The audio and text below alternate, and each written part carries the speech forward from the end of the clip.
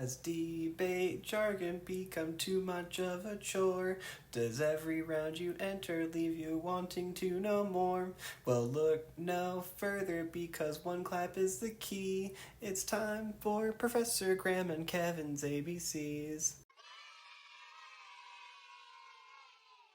Hello, debaters. Welcome back to another episode of Professor Graham's ABCs of Debate. I'm Professor Graham, here with my pal Kevin, and today the word of the day is going to be prep time. So without further ado, let's jump into it. Prep time is a resource. You need to use it wisely and not look like a goon, which is why we're going to be breaking this episode into a few sections. Tip number 1, how to take prep time. This might seem like a strange thing to talk about. Of course I know how to take prep time. I do it all the time.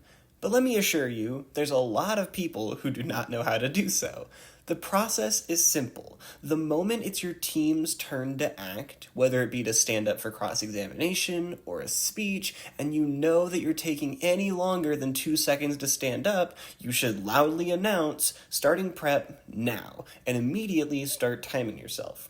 This gives you a massive ethos boost because it shows that you clearly care about the rules and you know what's going on. You should never start prepping without saying a word. Tip number 2. Please, for the love of everything, do not say how much prep time you're going to be taking.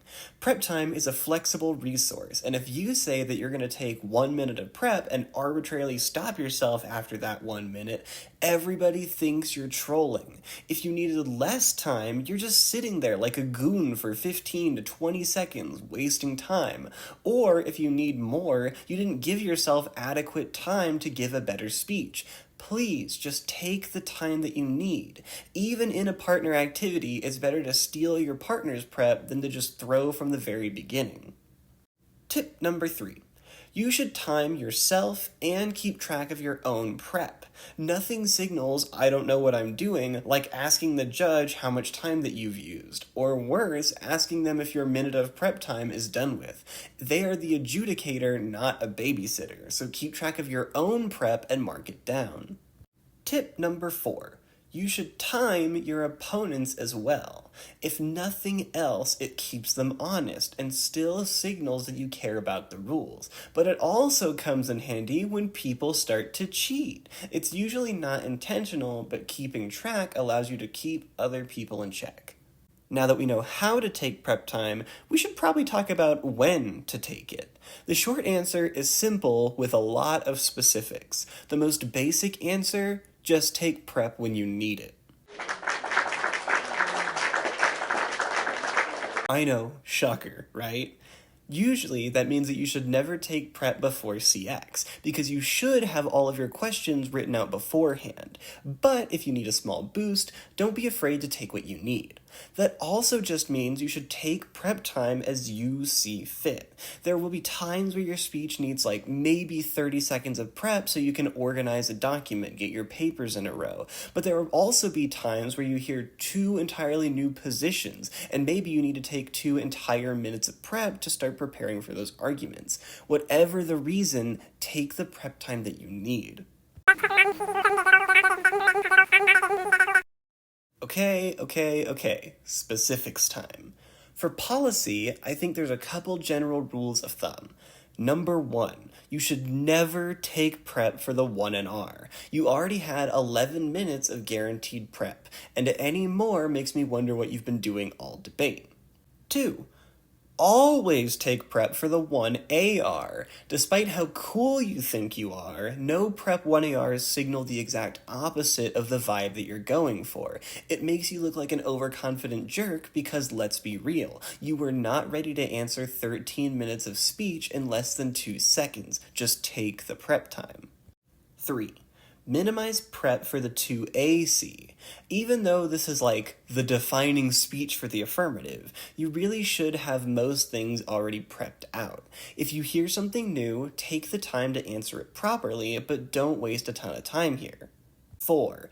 Don't be afraid to take prep for the 1NC, especially against a new affirmative. If you're not taking at least a minute or 2 to analyze what the new affirmative does, you're going to be left behind in the dust. Refining your strategy is always good, so take prep as needed here. For LD, there's a couple other specifics. 1. Minimize prep for the 1NC. You want to leave as much time for the rebuttal speech as possible, because if you get full prep time to bolster your arguments, your completion of your nightmarishly evil rebuttal will pay off in spades. 2. Always take prep for the 1AR. Just like in policy, you're not cool for not taking prep, you just look like someone who doesn't know what's going on.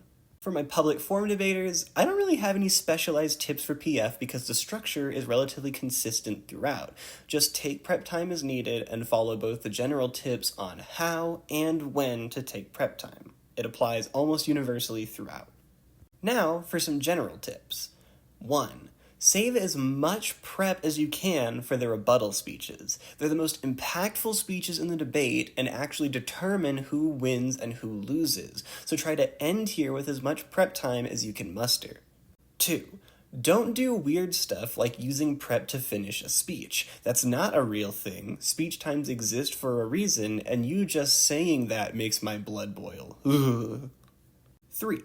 Use an actual timer. A computer or phone are fine, but having a real timer probably saves you battery and, quite frankly, is just cooler?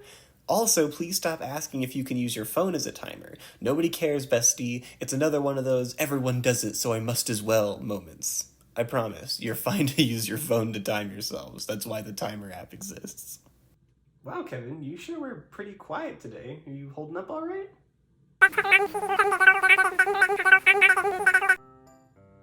Timer? I hardly know her. Hey, thanks again for watching today's episode of Professor Graham's ABCs of Debate. As always, I'm Professor Graham, and that's my pal Kevin. Yeah, if you ever need any help with debate stuff at all, my email should be right up here. Just make sure you CC your coach. I'll get back to you as soon as I possibly can with any debate tips that you might need. I'll drop that knowledge on you. Bam. Thanks for watching. It's been a pleasure. See y'all later.